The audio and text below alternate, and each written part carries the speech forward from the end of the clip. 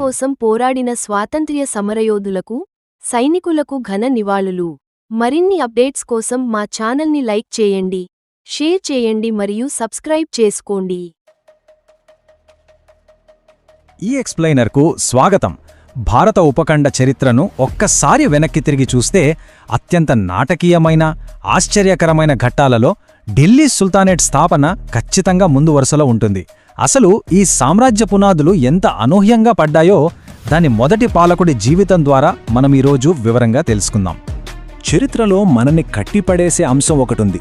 అదేంటంటే బానిసల మార్కెట్లో అమ్ముడుపోయిన ఒక చిన్న బాలుడు ఎన్నో కష్టాలను దాటుకుని ఏకంగా ఒక విశాలమైన ఉపఖండాన్ని పాలించే స్థాయికి ఎలా ఎదిగాడు?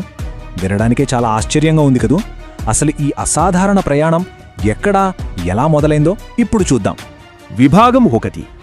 ఒక ఊహించని స్థాపకుడు కుతుబుద్దీన్ ఐబక్ కనబరిచిన సంకల్ప బలం నిజంగా అద్భుతం. సుమారు 1150 ప్రాంతంలో తుర్కేస్తాన్లో పుట్టిన ఆయన చిన్న వయసులోనే కుటుంబానికి దూరమై నిషాపూర్ బానిసల మార్కెట్లో ఒక ఖాజీకి అమ్ముడుపోయాడు. అక్కడే విలువిద్య, గుర్రపు స్వారీ లాంటివి నేర్చుకున్నాడు. ఆ తర్వాత గజ్నీ పాలకుడైన మొహమ్మద్ ఘోరీకి అమ్ముడుపోయాడు. అయితే తన సొంత ప్రతిభతో రాజ అశ్వశాలల అధికారిగా, అంటే అమీరే అఖూర్ స్థాయికి ఎదిగాడు. తెలుసా, ఒకానొక దశలో శత్రువుల చేతికి చిక్కి ఏకంగా ఒక ఇనుప పంజరంలో బందీగా ఉన్నాడు. అయినా సరే ఏమాత్రం ధైర్యం కోల్పోలేదు.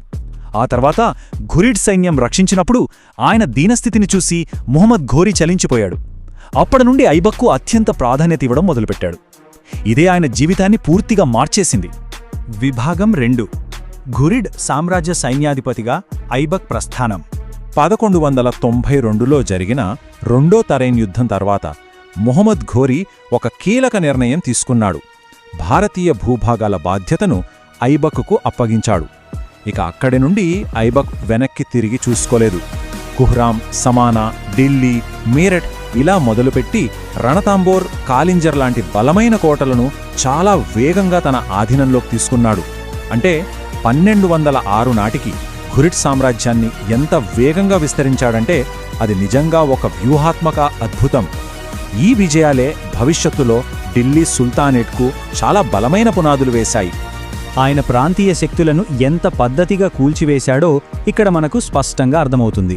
1194 చందావారి యుద్ధంలో గహదవాళ్లను ఓడించాడు. ఆ తర్వాత 1197లో మౌంట్ అబూ వద్ద చాళుక్యులను ఓడించి గతంలో మొహమ్మద్ ఘోరీకి ఎదురైన పరాజయానికి ప్రతీకారం తీర్చుకున్నాడు. ఇవి కేవలం మామూలు యుద్ధ విజయాలు కావు, ఒక కొత్త సామ్రాజ్యానికి బలమైన పునాదిరాళ్లు. విభాగం 3. సింహాసనాన్ని అధిష్ఠించడం. 1206 భారతీయ చరిత్రను శాశ్వతంగా మార్చివేసిన సంవత్సరమిది. అదే ఏడాది సుల్తాన్ మహమ్మద్ ఘోరీ హత్యకు గురయ్యాడు. ఆయన మరణంతో సామ్రాజ్యంలో ఊహించని విధంగా ఒక పెద్ద పవర్ వ్యాక్యూమ్, అంటే అధికార శూన్యత ఏర్పడింది. ఇలాంటి క్లిష్ట పరిస్థితుల్లో సామ్రాజ్యం ముక్కలైపోకుండా ఐబక్ చాలా చాకచక్యంగా వ్యవహరించాడు. ఘోరీకి చెందిన ఇతర సైన్యాధిపతులు అధికారం కోసం గట్టిగా పోటీ పడుతున్న సమయంలో లాహోర్ పౌరుల ఆహ్వానం మేరకు ఐబక్ ఢిల్లీ నుండి నేరుగా లాహోర్ చేరుకున్నాడు. అక్కడ స్వతంత్ర పాలనను స్థాపించి తన పోటీదారులకు పూర్తిగా చెక్ పెట్టాడు. అసలు ఈ మార్పు ఎంత అసాధారణమైనదంటే 1206కు ముందు ఆయన కేవలం ఒక సాధారణ రాజ బానిస, అశ్వశాలల అధికారి. కానీ 1206 తర్వాత ఒక స్వతంత్ర పాలకుడుగా, ఢిల్లీ సుల్తానేట్ వ్యవస్థాపకుడుగా ఎదిగాడు. ఏకంగా 1208-1209 నాటికి ఘోరీ వారసుడైన గ్యాసుద్దీన్ మహమూద్ నుండి హిందుస్థాన్ సుల్తాన్గా అధికారిక గుర్తింపు కూడా పొందాడు. ఒక బానిస స్థాయి నుండి సామ్రాజ్య స్థాపకుడుగా ఎదగడం చరిత్రలో నిజంగా చాలా అరుదు. విభాగం 4. ఒక ఊహించని పోలో విషాదం.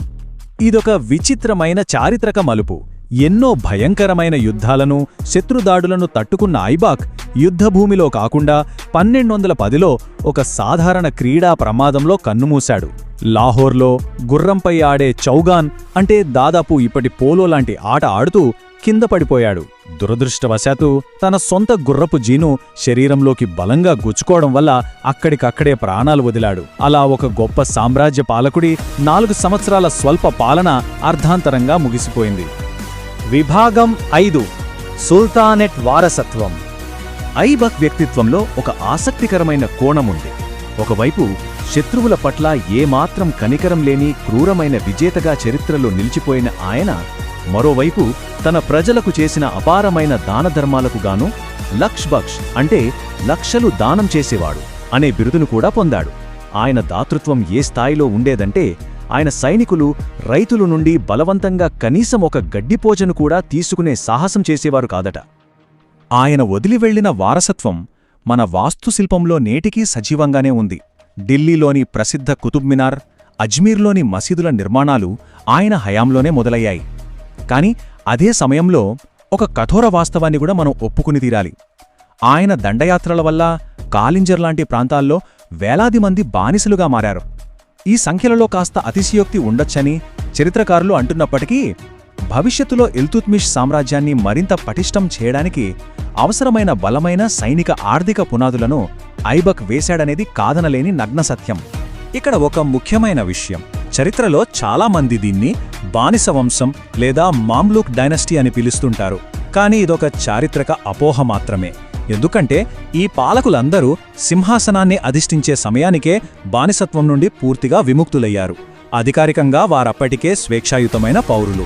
కాబట్టి దీన్ని బానిస వంశమని పిలవడం వాస్తవానికి సరైనది కాదు. శతాబ్దాల తర్వాత కూడా అబుల్ ఫజల్ లాంటి మొఘల్ చరిత్రకారులు సైతం ఐబక్ సాధించిన విజయాలను గొప్పగా ప్రశంసించారు. ఎటువంటి నేపథ్యం లేకుండా అట్టడుగు స్థాయి నుంచి వచ్చి ఒక విశాలమైన సామ్రాజ్యానికి పునాదులు వేయడం, అంతేకాకుండా పరిపాలనలో న్యాయాన్ని నెలకొల్పడం నిజంగా గొప్ప విషయమే కదా. ఇనుప పంజరంలో బందీగా ఉన్న ఒక బానిస ఒక మహాసామ్రాజ్యానికి వ్యవస్థాపకుడుగా మారిన తీరు నిజంగా మనల్ని ఆలోచింపజేస్తోంది. నాశనం, నిర్మాణం, క్రూరత్వం, దాతృత్వం, ఇవన్నీ కలగలిసిన ఒక సంక్లిష్టమైన వారసత్వాన్ని కుతుబుద్దీన్ ఐబక్ విడిచిపెట్టాడు. మరి ముగించే ముందు ఒక ప్రశ్న, చరిత్ర ఐబక్ను ఒక క్రూరమైన విజేతగా గుర్తుంచుకుంటుందా లేక ఒక ఉదారమైన రాజుగానా? ఇలాంటి చారిత్రక వాస్తవాలే కదా మన గతం ఎంత సంక్లిష్టమైనదో అర్థం చేసుకోవడానికి సహాయపడేది. ఆలోచించండి. జై హింద్.